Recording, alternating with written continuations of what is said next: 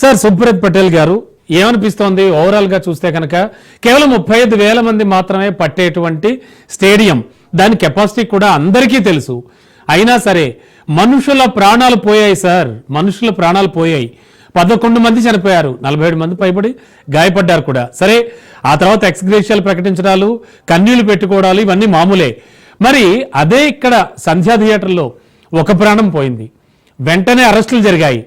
అంటే ఇవన్నీ ఎలా చూడాలి, ఏమనిపిస్తోంది మీకు? గుడ్ ఈవినింగ్ అంటే మీకు, అదేవిధంగా ప్యానల్ ఉన్నటువంటి వాళ్ళకి, రాజ్ న్యూస్ ప్రేక్షకులకు అందరు కూడా. అయితే విషయం ఏంటంటే చాలా బాధాకరమైనటువంటి విషయము ఇది. ఎవరో వాళ్ళ ఫ్రాంచైజీస్ లేకపోతే ఆర్గనైజర్స్ చేసినటువంటి ప్రోగ్రామ్ కాదు, ఇది గవర్నమెంట్ ప్రోగ్రామ్ చేసింది. అక్కడ కర్ణాటక గవర్నమెంట్ వాళ్ళే పబ్లిక్ కి కాల్ ఇచ్చారు, మేము ఇట్లా ఈ సెలబ్రేషన్ చేస్తున్నాం అని చెప్పేసి ఇచ్చారు. కాబట్టి దాని మీద ఎలాంటి క్రౌడ్ వస్తుంది, దానికి ఏమైనా పాసులు ఇవ్వాల్సినటువంటి అవసరం ఉంది, ఆ క్రౌడ్ ని ఎట్లా మేనేజ్మెంట్ చేయాలి. ఎందుకంటే 18 సంవత్సరాల తర్వాత వాళ్ళు కప్పు గెలిచారు.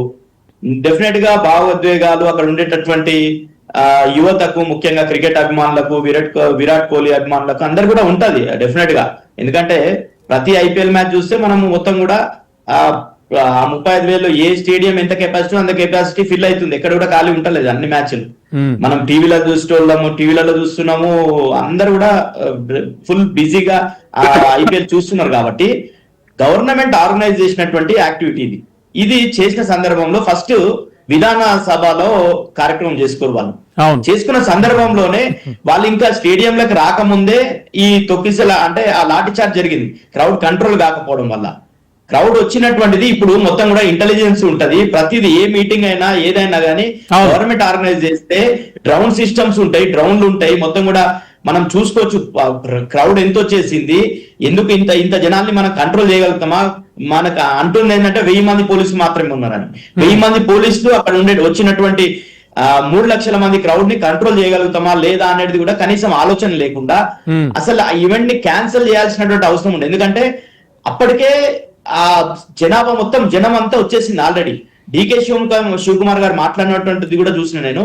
విధానసభ ఏదైతే వాళ్ళ అసెంబ్లీ దానికి రానియలేదు, గేట్లు విధాన సౌధాల దానికి రానియలేదని చెప్తున్నారు. అంటే క్రౌడ్ ఎంత ఉంది అనేది కనీసం తెలుసుకోలేక పూర్తి స్థాయిలో ఇంటెలిజెన్స్ ఫెయిల్ అయింది, గవర్నమెంట్ ఫెయిల్ అయింది. వాళ్ళు అయినప్పటికీ వాళ్ళు ఈవెంట్ జరుగుతున్న కన్నా ముందే తొక్కిసలాట జరిగింది, చనిపోయినరు, దాదాపు 11 మంది చనిపోయినరు, 50 మంది గాయపడ్డారు. అయినప్పటికీ ఆ డికే శివకుమార్ గారు ఆయన కప్పు గెలిచినట్టు, ఆయన సెంచరీ కొట్టి కప్పు తెచ్చినట్టు ఆయన కప్పులు ఎత్తున్నారు డికే శివకుమార్ గారు. సిద్ధరామయ్య గారు అక్కడనే పక్కకున్నారు, అంత సెలబ్రేట్ చేస్తున్నారు. ఎందుకు సెలబ్రేట్ చేస్తారండి? మనుషుల ప్రాణాల కన్నా వీళ్ళు చేసిన ఇంకో దేశం మీద ఆడి గెలవలేదు ఈ కప్పు. మీరు చూసుకుంటుంటే మనం చాలా కప్పులు జరుగుతాయి. ఇంతకుముందు మొన్న T20 వరల్డ్ కప్ గెలిచినాం, ఛాంపియన్ ట్రోఫీ గెలిచినాం, అంతకుముందు వరల్డ్ కప్స్ గెలిచినప్పుడు కూడా ఎప్పుడు కూడా ర్యాలీస్ ఉంటాయి. మొన్న బాంబేలో జరగలేదా అండి? జరిగింది కదా. జరిగిన సందర్భంలో కూడా దాన్ని కంట్రోల్ ఎట్లా చేయాలి, ఏం చేసుకోవాలనేది ఆలోచన ఉండాలి. అది లేకుండా ప్రభుత్వమే ఆర్గనైజ్ చేసి ప్రభుత్వం రండి రండి రండి అంటే లక్షల మంది వచ్చిర్రు, అక్కడ కెపాసిటీ లేదు, స్టేడియం కి 35,000 కెపాసిటీ, ఎక్కువ మంది వచ్చిర్రు. ఈవెంట్ క్యాన్సిల్ చేసి ఏమైతుండే, ఆల్రెడీ వాళ్ళ విధాన సౌధాలో చేసేసిర్రు కార్యక్రమం, అక్కడ చేసుకుని సెలబ్రేషన్స్.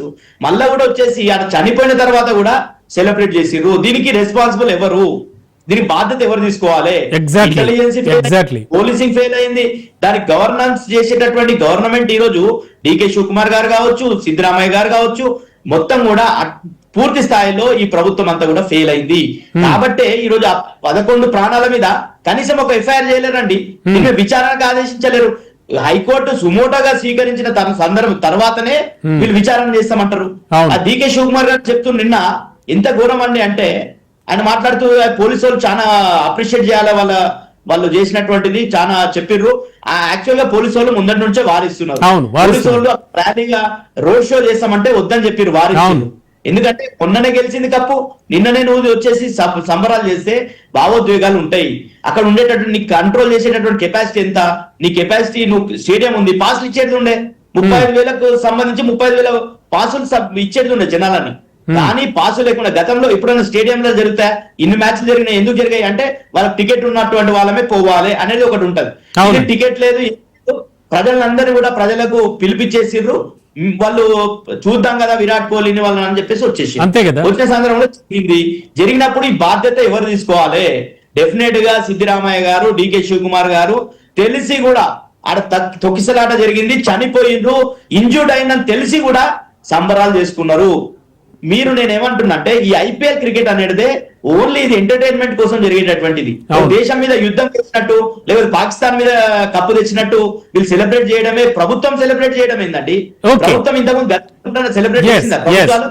ఓకే, మాట్లాడదాం, డిస్కస్ ఈ దరిద్రం, ఈ కాంగ్రెస్ పార్టీకి దరిద్రమైనటువంటి ఆలోచన ఏంటంటే ఎవరు గెలిచినా పటేల్ గారు ఓకే ఉంటది. మాట్లాడదాం. నేను ఒక్కొక్క క్లారిటీ ఇస్తా. ఈ అల్లు అర్జున్ గారి విషయంలో ఏం జరిగింది? అల్లు అర్జున్ గారికి సంబంధించి ఆ షోకి వస్తున్నాడని చెప్పేసి ముందే ఆ థియేటర్ యాజమాన్యం అక్కడ ఉన్నటువంటి చికట్పల్లి పోలీస్ స్టేషన్ లో అప్లికేషన్ పెట్టిండ్రు. మొత్తం కూడా యాక్టర్లు అందరు వస్తున్నారు, మీరు బందోబస్తు ఏర్పాటు చేయండి అని అప్లికేషన్ పెట్టిన తర్వాతనేమో అల్లు అర్జున్ మీద కేసు పెట్టి ఆయనకేం సంబంధం అంటే అల్లు అర్జున్ గారికి వచ్చిండు, చూసిండు, వచ్చి ఆయన సినిమా ఆయన ప్రీమియర్ షో చూడాలని వచ్చిండు.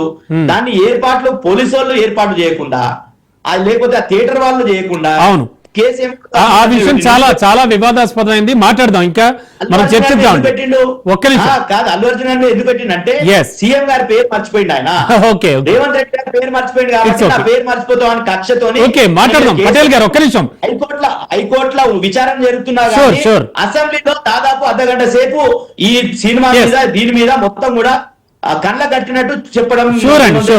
ఒక్క సెకండ్ కాంగ్రెస్ పార్టీ ఎప్పుడైనా ద్వంద్వ వైఖరి ఉంటది. కాంగ్రెస్ పార్టీ కారణం కాంగ్రెస్ ప్రభుత్వం, 100% కాంగ్రెస్ ప్రభుత్వం ఫెయిల్. మాట్లాడదాం కాబట్టి ఇద్దరం గతంలో మనం చూసినాం. ఒక ఒక్క నిమిషం మనం బ్రేక్ తీసుకోవాలి. ఒక్క సెకండ్ పటేల్ గారు ఒక్క సెకండ్